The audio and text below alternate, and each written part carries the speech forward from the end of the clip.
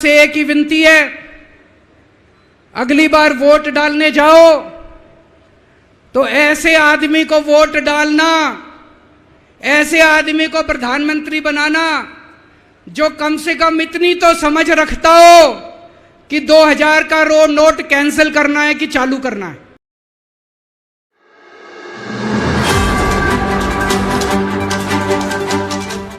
आज इतनी भारी संख्या में दिल्ली के कोने कोने से आए हुए मेरे प्यारे भाइयों, बहनों, माताओं, बुजुर्गों, बच्चों, आप सब लोगों को मेरा नमस्कार, सबको मेरा प्रणाम। मैं देख रहा हूं जहां तक नजर जा रही है पीछे कम से कम 1 लाख लोगों के, यहां पे 1 लाख लोग मौजूद हैं। और मैं अभी आ रहा था, कम से कम 20-25 हजार लोग सड़कों पे इस वक्त रामलीला मैदान की तरफ बढ़ रहे हैं। इतनी भारी संख्या में आज लोग यहां आए हैं। अपनी बात शुरू करने के पहले आपसे पूछना चाहता हूं, आप में से कौन कौन मुझे प्यार करते हैं? जरा हाथ खड़े करके बताओ कौन कौन प्यार करता है। आपका बहुत बहुत शुक्रिया इस प्यार, इस मोहब्बत के लिए। लेकिन अब जो जो लोग मेरे से प्यार करते हैं, सबसे पहले एक बात आपसे मांगना चाहता हूं। जैसा अभी सौरभ भारद्वाज जी ने कहा, सब लोग अपने अपने मोबाइल फोन निकाल लो। अभी हम देख रहे हैं यहां पे कम से कम 40-50 वीडियो कैमरा, टीवी वालों के कैमरा मौजूद हैं। अब इस मैदान में 1 लाख कैमरे चालू हो जाएंगे, 1 लाख कैमरे। सब लोग अपना अपना फोन निकालो, फोन पे वीडियो रिकॉर्डिंग चालू करो, अपनी अपनी फेसबुक चालू करो और फेसबुक लाइव कर दो। इस रामलीला मैदान से अब एक साथ 1 लाख टीवी कैमरे लाइव चालू होंगे, 1 लाख टीवी कैमरे लाइव चालू होंगे। मैं सबसे पहले कपिल सिब्बल साहब का बहुत बहुत शुक्रिया अदा करता हूं, हमारे इनविटेशन पे आज वो आए। कई साल के बाद आज हम लोग रामलीला मैदान में इकट्ठे हुए हैं। आज से 12 साल पहले, 12 साल पहले इसी रामलीला मैदान में इकट्ठे हुए थे हम लोग भ्रष्टाचार के खिलाफ। इस मंच को मैं नमन करता हूं, यह बहुत पवित्र मंच है। आज से 12 साल पहले भ्रष्टाचार के खिलाफ इकट्ठे हुए थे। आज इसी मंच से एक अहंकारी तानाशाह को इस देश से हटाने के लिए फिर से इकट्ठे हुए हैं। दोस्तों, तानाशाही को खत्म करने के लिए फिर से इकट्ठे हुए हैं। और जैसे उस वक्त भ्रष्टाचार के खिलाफ आंदोलन हमारा सफल हुआ था, आज इसी मंच से जो आंदोलन शुरू हो रहा है, हमारे देश के अंदर जो तानाशाही लाई जा रही है उसे खत्म करने का जो आंदोलन शुरू हो रहा है, जनतंत्र को खत्म करने का जो आंदोलन शुरू हो रहा है, संविधान को बचाने का जो आंदोलन आज शुरू हो रहा है, बहुत जल्दी इस आंदोलन को भी सफलता मिलेगी। सुप्रीम कोर्ट ने दिल्ली के लोगों के हक में फैसला दिया। 8 साल तक दिल्ली के लोगों ने लड़ाई लड़ी सुप्रीम कोर्ट के अंदर। सुप्रीम कोर्ट में हमारे वकील अभिषेक मनु सिंघवी साहब ने दिल्ली के लोगों की तरफ से लड़ाई लड़ी। सबसे पहले मैं आज इस मंच से सिंघवी साहब का भी दिल्ली के लोगों की तरफ से शुक्रिया अदा करता हूं, जिन्होंने दिल्ली के लोगों को उनका हक दिलाया। दोस्तों, 11 मई, आज 11 जून है, आज से 1 महीने पहले 11 मई को देश की सर्वोच्च अदालत, सबसे बड़ी अदालत सुप्रीम कोर्ट की भी कॉन्स्टिट्यूशन बेंच उसने आदेश पारित किया दिल्ली के लोगों के हक में, और उसके 8 दिन के बाद, 1 हफ्ते के बाद 19 मई को देश के प्रधानमंत्री ने सुप्रीम कोर्ट के आदेश को खारिज कर दिया। दोस्तों, देश की सबसे बड़ी अदालत के फैसले को प्रधानमंत्री ने खारिज कर दिया। प्रधानमंत्री कहते हैं मैं सुप्रीम कोर्ट को नहीं मानता। देश के प्रधानमंत्री कहते हैं मैं सुप्रीम कोर्ट को नहीं मानता। 75 साल के भारत के इतिहास में पहली बार एक प्रधानमंत्री आया है जो कहता है मैं सुप्रीम कोर्ट को नहीं मानता। पूरे देश के लोग स्तब्ध हैं। पूरे देश के लोगों को यकीन नहीं हो रहा, इतना अहंकारी प्रधानमंत्री को इतना अहंकार। प्रधानमंत्री कहता है मैं सुप्रीम कोर्ट को नहीं मानता। देश के गली गली में चर्चा हो रही है, घर घर में चर्चा हो रही है, ये मोदी जी को क्या हो गया, इतना अहंकार हो गया इनको, इतना अहंकार हो गया इनको। दोस्तों, देश के अंदर अब जनतंत्र खत्म हो रहा है। इसी को तानाशाही कहते हैं। जब देश का प्रधानमंत्री कहता है मैं सुप्रीम कोर्ट को नहीं मानता, इसी को तानाशाही कहते हैं, इसी को हिटलर शाही कहते हैं, जनतंत्र खत्म होना कहते हैं। मैं बताना चाहता हूं आखिर इस सुप्रीम कोर्ट के आदेश में ऐसा क्या है। सुप्रीम कोर्ट ने ऐसा क्या कह दिया कि प्रधानमंत्री जी कह रहे हैं कि मैं सुप्रीम कोर्ट के आदेश को नहीं मानता।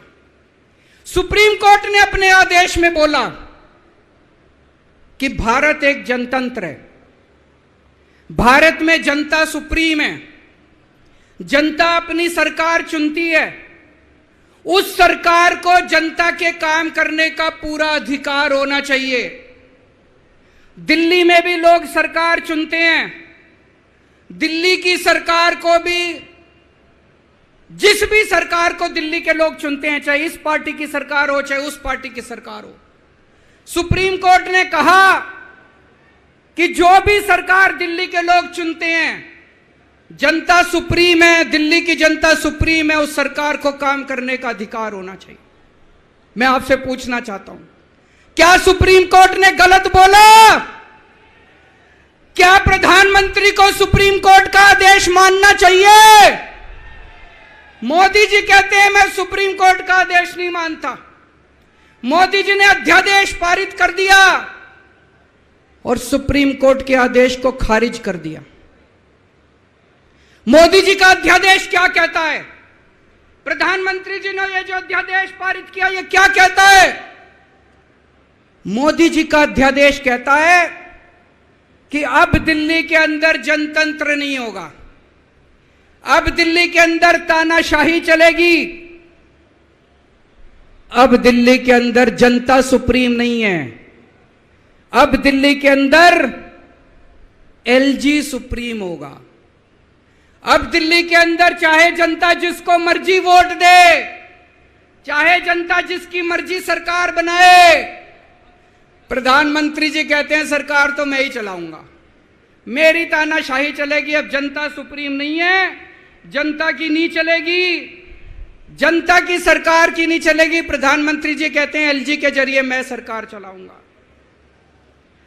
26 जनवरी 1950 को हमारे देश का संविधान लागू हुआ।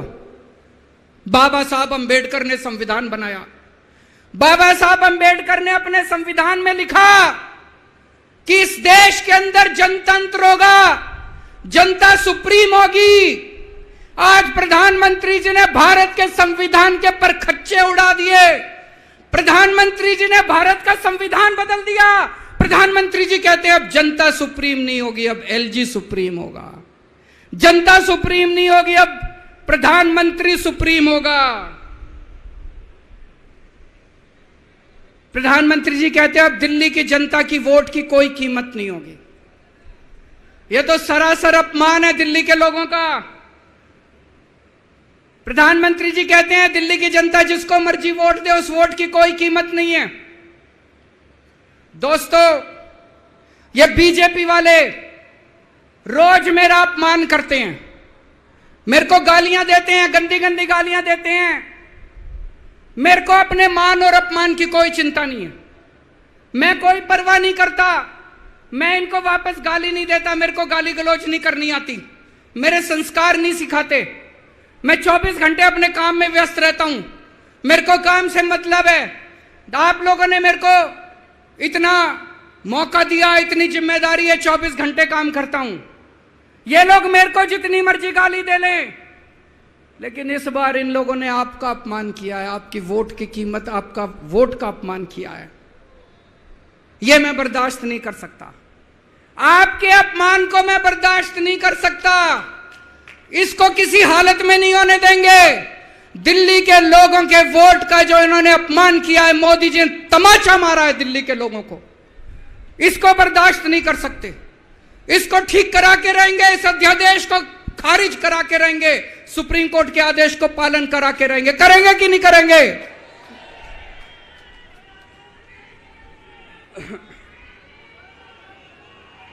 मैं पूरे देश में घूम रहा हूं, हर राज्य के अंदर गया। मैं पिछले दिनों पूरे देश के अंदर घूम रहा हूं, सारी पार्टियों के नेताओं से मिला। मैं आपको दिल्ली के लोगों को बताना चाहता हूं, देश के सारे लोग आपके साथ हैं। आप ये मत समझना आप अकेले हो, 140 करोड़ लोग आपके साथ हैं। वेस्ट बंगाल के लोग आपके साथ हैं, तमिलनाडु के लोग आपके साथ हैं, केरला के लोग आपके साथ हैं, महाराष्ट्र के लोग आपके साथ हैं, बिहार के लोग आपके साथ हैं, उत्तर प्रदेश के लोग आपके साथ हैं, मध्य प्रदेश के लोग आपके साथ हैं। 140 करोड़ लोग मिलके इस अध्यादेश का विरोध करेंगे, जनतंत्र को बचाएंगे दोस्तों। और मैं पूरे देश के लोगों को बोलना चाहता हूं, यह मत सोचना कि यह केवल दिल्ली वालों के साथ हुआ है। मुझे अंदर से पता चला यह मोदी जी का पहला वार है। ऐसा ही अध्यादेश, जो अध्यादेश आज दिल्ली में पारित किया गया, जिस अध्यादेश के जरिए दिल्ली वालों की ताकत खत्म कर दी गई, इस अध्यादेश के जरिए, जिस अध्यादेश के जरिए दिल्ली के अंदर आज तानाशाही लागू की जा रही है, कल यही अध्यादेश राजस्थान के लिए लाया जाएगा, कल यही अध्यादेश पंजाब के लिए लाया जाएगा, कल यही अध्यादेश मध्य प्रदेश के लिए लाया जाएगा, कल यही अध्यादेश महाराष्ट्र के लिए लाया जाएगा। इसे अभी रोकना पड़ेगा, सबको मिलकर अभी रोकना पड़ेगा दोस्तों।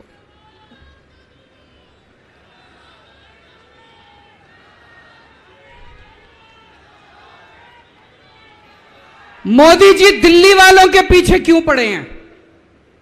दिल्ली वालों के पीछे क्यों पड़े हैं मोदी जी?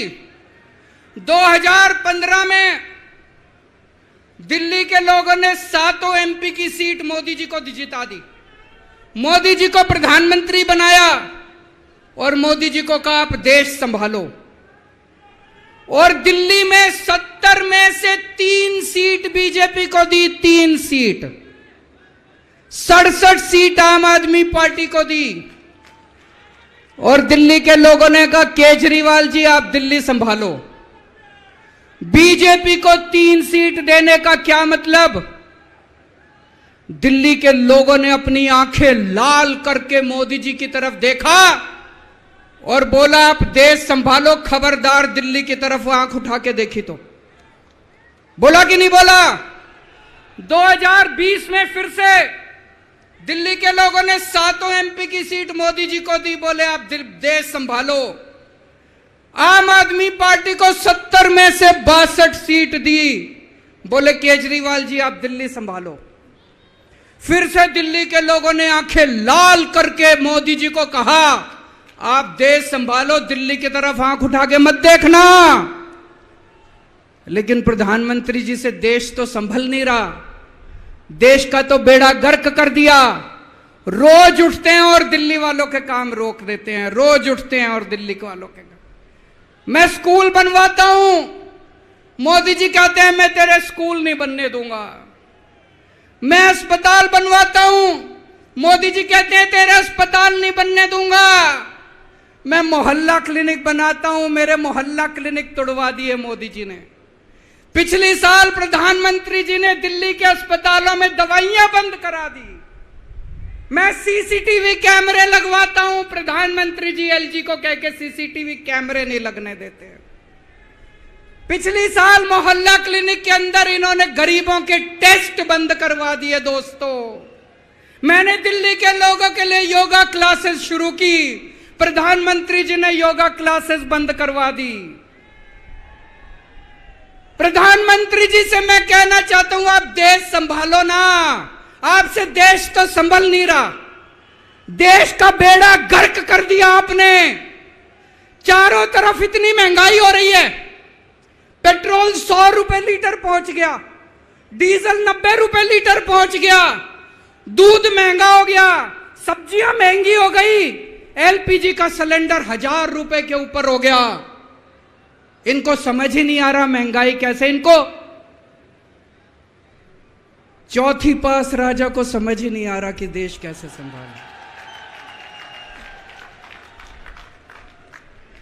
एक दिन कहते हैं 2000 का नोट आएगा, 5 साल बाद कहते हैं 2000 का नोट जाएगा। अरे इनको समझ ही नहीं है। आप लोगों ने कोई समझदार प्रधानमंत्री बनाया होता, कम से कम ये तो बता देगा 2000 का नोट आएगा कि जाएगा। चारों तरफ बेरोजगारी फैली हुई है, इनको समझ ही नहीं आ रहा बेरोजगारी कैसे दूर करें। चारों तरफ भ्रष्टाचार फैला हुआ है, इनको समझ ही नहीं आ रहा भ्रष्टाचार दूर कैसे करें। जीएसटी की वजह से व्यापारियों का बेड़ा गर्क हुआ पड़ा है, इनको समझ ही नहीं आ रहा जीएसटी को कैसे ठीक करें। पूरे देश का रेलवे में मेरी आप लोगों से गुजारिश है, एक टेस्ट करके देखना। कोई second class AC, third AC, second class की टिकट खरीद लेना, सेकंड क्लास स्लीपर की। एक बारी रेल में जाके देखो इन्होंने रेलवे का क्या हाल कर दिया। पूरी रेलवे का बेड़ा गर्क कर दिया। अच्छा खासा चलता हुआ रेलवे इन्होंने बेड़ा गर्क कर दिया इन लोगों ने। 2002 में प्रधानमंत्री जी गुजरात के मुख्यमंत्री बने, 12 साल गुजरात के मुख्यमंत्री रहे। पिछले 9 साल से देश के प्रधानमंत्री हैं। 21 साल हो गए मोदी जी को राज करते करते, 21 साल। 2015 में मैं दिल्ली का मुख्यमंत्री बना, मेरे को 8 साल हो गए दिल्ली पे राज करते करते। आज मैं चैलेंज करता हूं और देश की जनता को अपील करता हूं, मोदी जी के 21 साल, मेरे 8 साल, दोनों के देख लो किसने ज्यादा काम किया।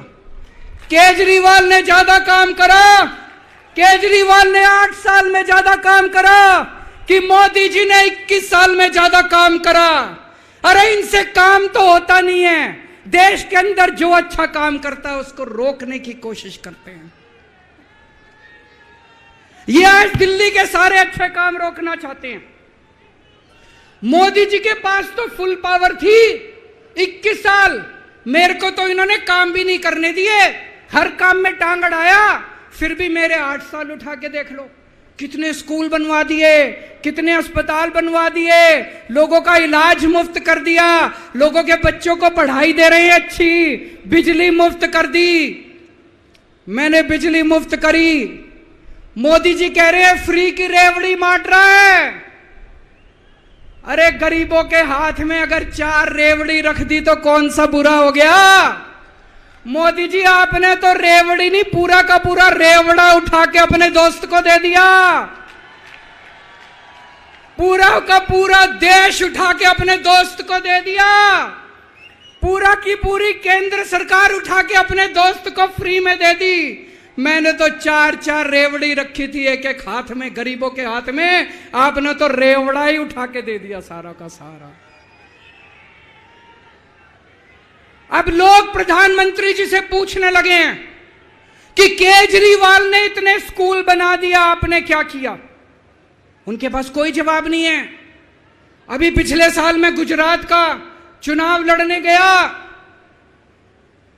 वहां पे हर आदमी, गुजरात के हर आदमी के मुंह पे था, अरविंद जी आपने स्कूल इतने अच्छे कर दिए, आपने दिल्ली में स्कूल बच्चों की शिक्षा इतनी अच्छी कर दी। तो एक दिन प्रधानमंत्री जी ने सोचा कि मैं भी जाके स्कूल में फोटो खिंचवाऊंगा। पूरे गुजरात में ढूंढने से उनको एक स्कूल नहीं मिला जिसमें मोदी जी फोटो खिंचवा ले। एक स्कूल, 30 साल से गुजरात में बीजेपी की सरकार है, एक स्कूल नहीं मिला। इनको एक स्टूडियो के अंदर टेंट लगा के एक क्लास, फर्जी क्लास बनानी पड़ी। 10 बच्चे बुलाए, डेस्क लगाए, वहां पे मोदी जी एक बच्चे के साथ बैठे और उन्होंने फोटो खिंचवाई। अब लोग प्रधानमंत्री जी से पूछने लगे कि केजरीवाल ने इतना काम कर दिया, आपका काम कहां है? तो अब मोदी जी ने तय किया मैं केजरीवाल को काम नहीं करने दूंगा। उन्होंने मनीष सिसोदिया को उठा के जेल में डाल दिया। उनको लगा मनीष सिसोदिया को जेल में डालने से शिक्षा के काम रुक जाएंगे। उन्होंने सतिंदर जैन को उठा के जेल में डाल दिया। उनको लगा सतिंदर जैन को जेल में डालने से मोहल्ला क्लिनिक बंद हो जाएंगे, अस्पताल बंद हो जाएंगे। मैं प्रधानमंत्री जी को बोलना चाहता हूं, हमारे पास एक मनीष सिसोदिया नहीं है, हमारे पास 100 मनीष सिसोदिया हैं। हमारे पास एक सतिंदर जैन नहीं है, हमारे पास 100 सतिंदर जैन है।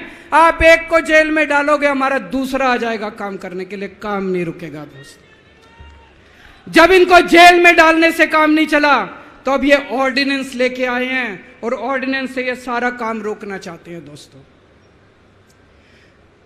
आज दिल्ली के लोग मुसीबत में हैं। दिल्ली के लोगों के ऊपर यह अध्यादेश थोपा जा रहा है। आपने पिछली बार 7 एमपी को वोट दिया था, कहां है वो सातों के सातों? अपने घर में दुबक के बैठे हैं। वो बीजेपी के गुलाम है, वो आपके नहीं है, आपके सगे नहीं है, वो बीजेपी के गुलाम है। आपको कल को मुसीबत आती है तो केवल आपका बेटा, आपका भाई केजरीवाल आपके साथ खड़ा है, वो कभी खड़े नहीं होंगे दोस्तों।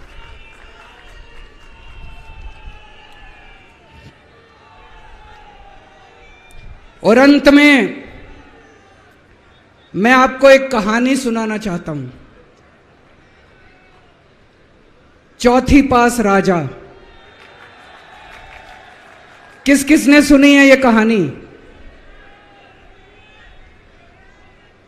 इस कहानी का महात्म्य है कि इस कहानी को जितनी बार सुनोगे, जितनी बार सुनाओगे, उतनी भगवान की कृपा आपके परिवार के ऊपर बरसेगी। इस कहानी का जितना प्रचार प्रसार करोगे, उतना देश की तरक्की होगी, उतना समाज की तरक्की होगी। तो जिन लोगों ने कहानी सुनी है वो भी बड़े ध्यान से दोबारा सुनना, अच्छे से सुनना और इसका खूब प्रचार प्रसार करना। यह कहानी एक राजा की है, एक चौथी पास राजा की कहानी है, एक अहंकारी राजा की कहानी है, एक भ्रष्टाचारी राजा की कहानी है। आप लोगों ने राजा और रानी की कई कहानियां सुनी होंगी। इस कहानी में राजा तो है, रानी नहीं है।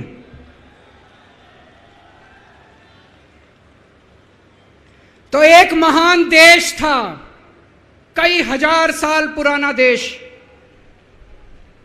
उस देश के एक गांव में एक बच्चा पैदा हुआ, बहुत गरीब घर में एक बच्चा पैदा हुआ।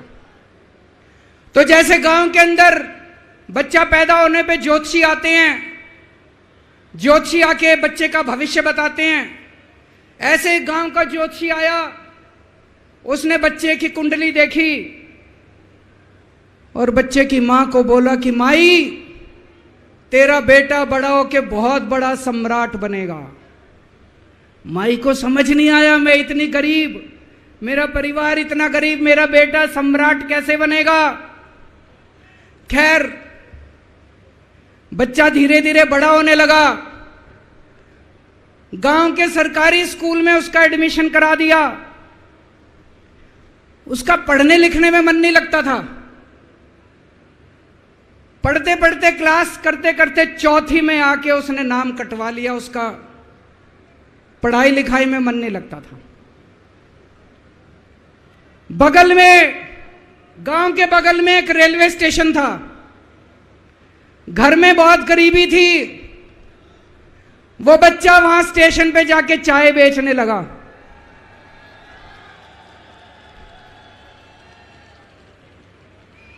चाय बेच के अपना गुजारा करता था। वो भाषण बहुत अच्छा देता था, बचपन से ही बड़ा अच्छा भाषण देता था।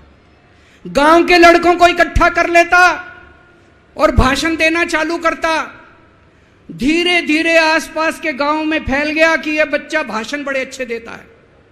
आसपास के लड़के भी इकट्ठे हो गए और जो मर्जी टॉपिक हो भाषण देना चालू कर देता था और रुकता ही नहीं था। घंटों घंटों तक भाषण देता रहता था। बच्चा बड़ा हुआ। ज्योतिषी ने कहा था बड़ा होके बच्चा उस महान देश का सम्राट बन गया। लेकिन राजा तो अनपढ़ था, उसे तो कुछ आता नहीं था। अफसर आते, उस अनपढ़ राजा से जहां मर्जी साइन करा लेते, जहां मर्जी जो मर्जी साइन करा लेते।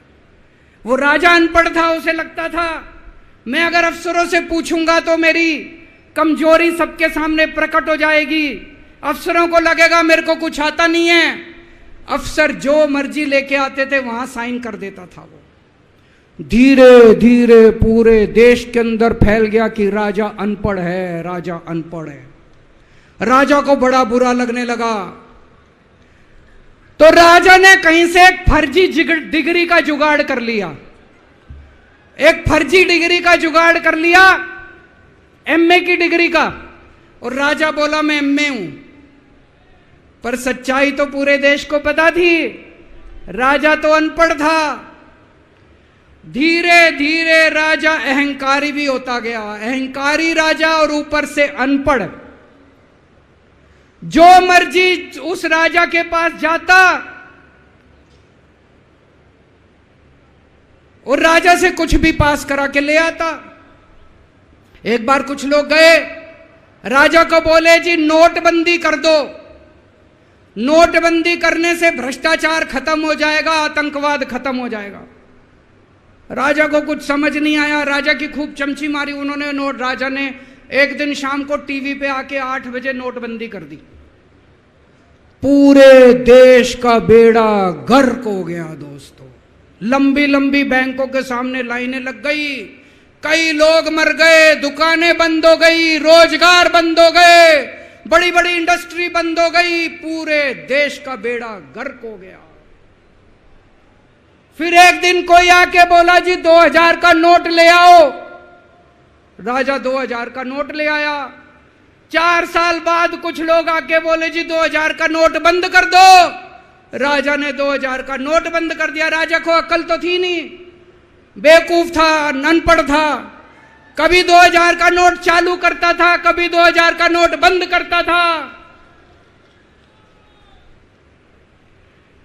एक बार कुछ लोग आके बोले जी ये किसानों के कानून बना दो, इस कानून से किसानों का भला होगा।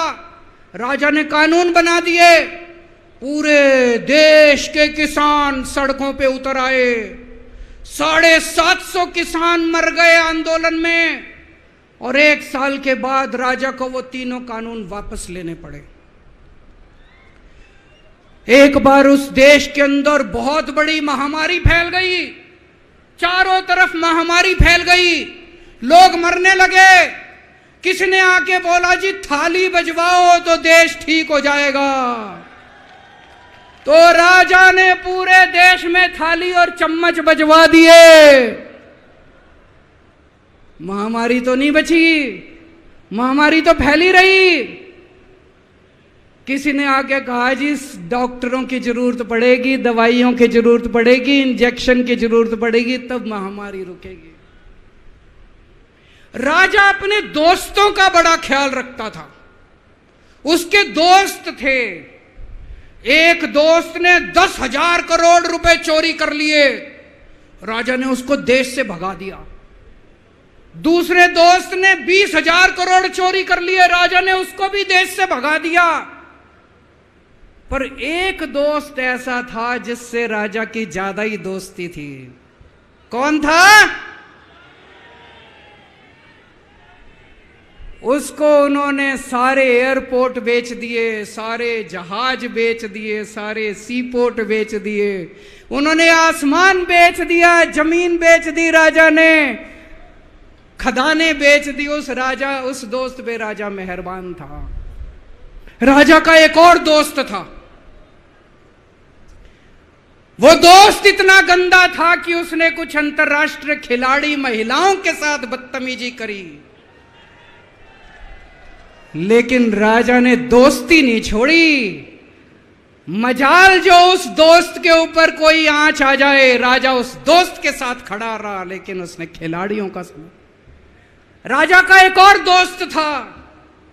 उस दोस्त ने किसानों के ऊपर गाड़ी चढ़ा दी, रौंद दिया, कुचल दिया किसानों को। राजा ने अपनी दोस्ती नहीं छोड़ी। इस बात पे तो दाद देनी पड़ेगी कि राजा दोस्तबाज था, एक नंबर का दोस्तबाज था।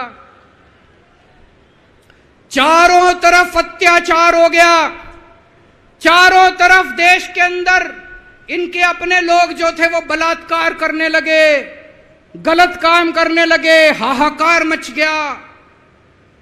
जो राजा के खिलाफ बोलता, राजा उसको पकड़ के जेल में डाल देता। एक दिन एक पत्रकार ने कार्टून बना दिया राजा के खिलाफ, उस पत्रकार को उठा के जेल में डाल दिया। एक दिन एक किसी पत्रकार ने उनके खिलाफ कुछ लिख दिया, उसको पकड़ के जेल में डाल दिया। जो राजा के खिलाफ बोले उसका बेड़ा गर्क।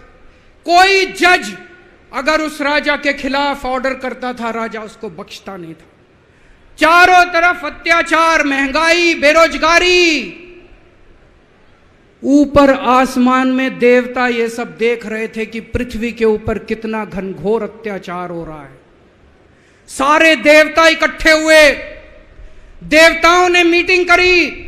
सारे देवता मिलकर शिवजी महाराज जी के पास गए और कहा, महाराज कुछ करो, पृथ्वी के ऊपर अन्याय हो गया, अत्याचार हो गया, चारों तरफ बलात्कार, चारों तरफ हाहाकार मचा हुआ है, जनता परेशान हो रही है। पृथ्वी जी, शिवजी महाराज जी ने अपनी तीसरी आंख खोली और दोस्तों यहां प्रचंड पृथ्वी के ऊपर अजीब अजीब घटनाएं घटने लगी।